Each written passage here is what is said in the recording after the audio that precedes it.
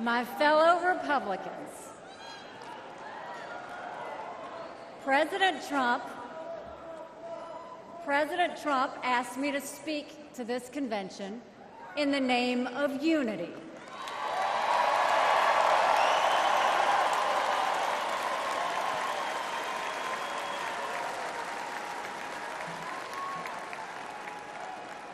It was a gracious invitation, and I was happy to accept.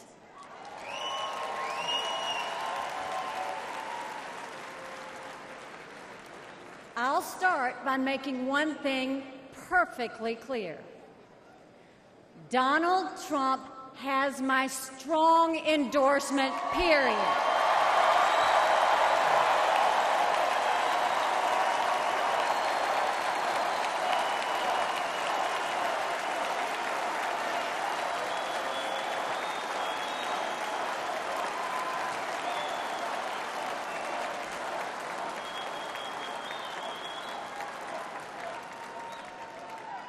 Our country is at a critical moment. We have a choice to make.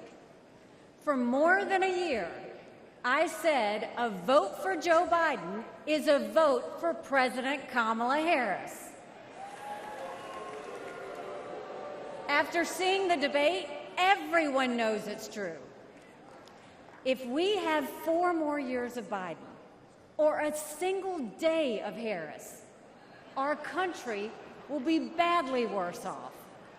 For the sake of our nation, we have to go with Donald Trump.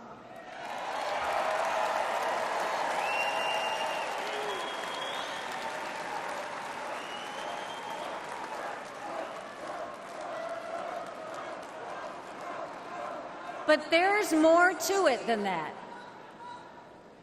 We should acknowledge that there are some Americans who don't agree with Donald Trump 100% of the time.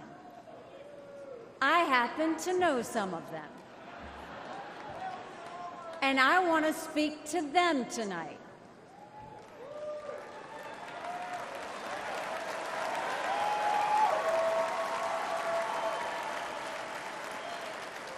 My message to them is simple. You don't have to agree with Trump 100% of the time to vote for him.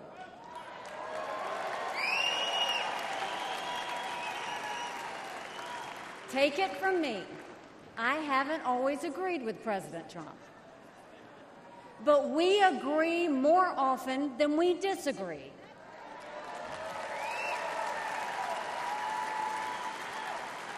We agree on keeping America strong. We agree on keeping America safe. And we agree that Democrats have moved so far to the left that they're putting our freedoms in danger. I'm here tonight because we have a country to save. And a unified Republican Party is essential for saving her.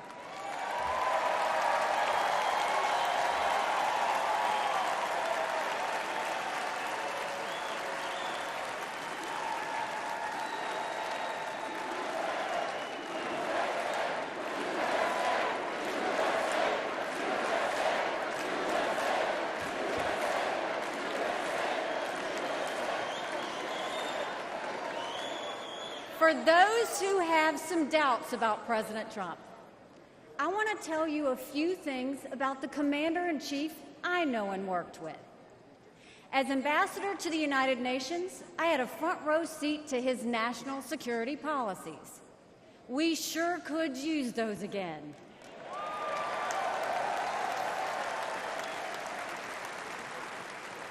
Think about it. When Barack Obama was president, Vladimir Putin invaded Crimea. With Joe Biden as president, Putin invaded all of Ukraine. But when Donald Trump was president, Putin did nothing. No invasions.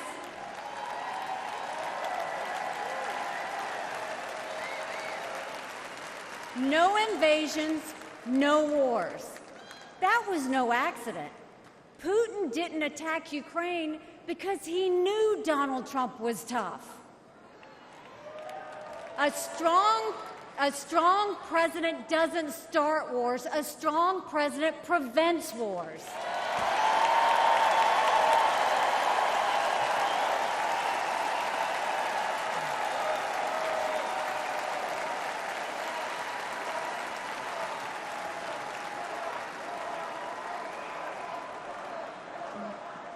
Then look at the Middle East. Every problem in that part of the world can be laid at the feet of Iran. The dictators who chant death to America are the bankrollers and weapons suppliers for Hamas and Hezbollah. They're behind the barbaric massacres and the hostage-taking. Once again, compare Trump and Biden. Trump got us out of the insane Iran nuclear deal.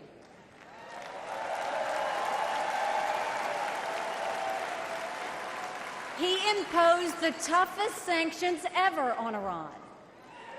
And he eliminated the arch-terrorist Qasem Soleimani.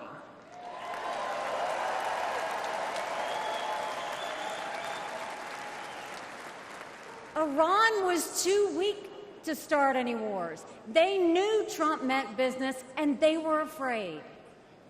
And then there's Joe Biden.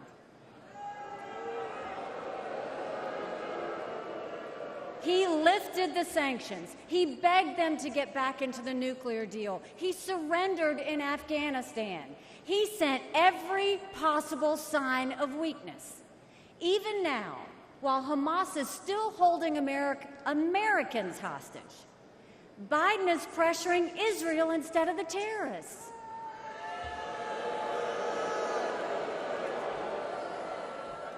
Between Israel and Hamas, Donald Trump is clear about who is our friend and who is our enemy.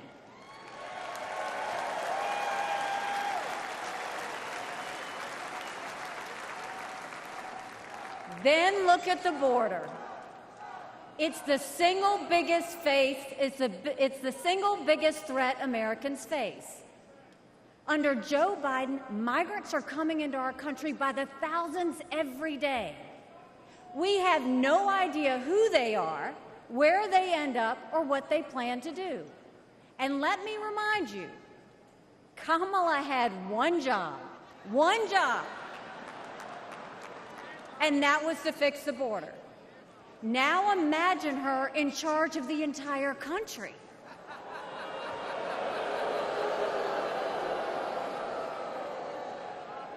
Under Donald Trump, we didn't have the border disaster we have today, and we won't when he is president again.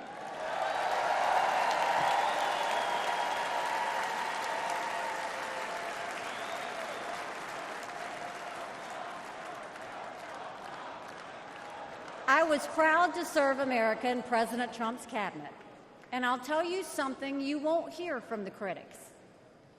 He appreciated advice and input. Americans were well served by his presidency, even if they didn't agree with him on all things. Now, to my fellow Republicans, we must not only be a unified party, we must also expand our party.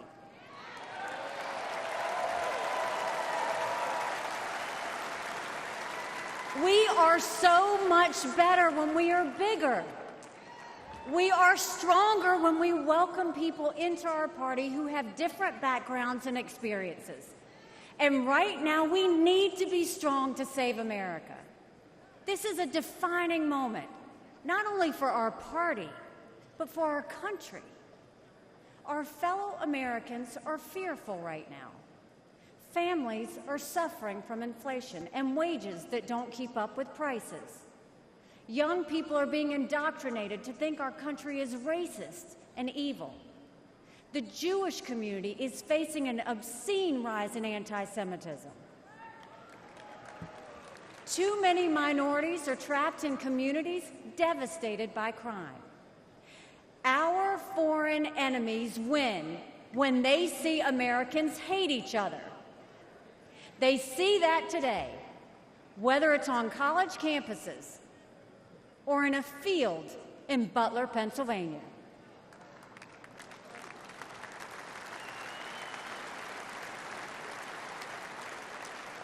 But we can conquer those fears with strength and unity. No president can fix all of our problems alone.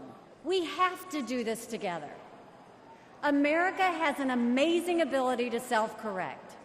In this moment, we have a chance to put aside our differences and focus on what unites us and strengthens our country.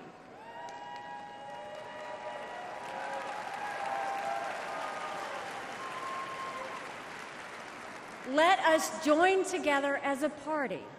Let us come together as a people, as one country, strong and proud. Let us show our children and the world that even on our worst day, we are blessed to live in America. God bless you. Thank you. God bless the United States of America.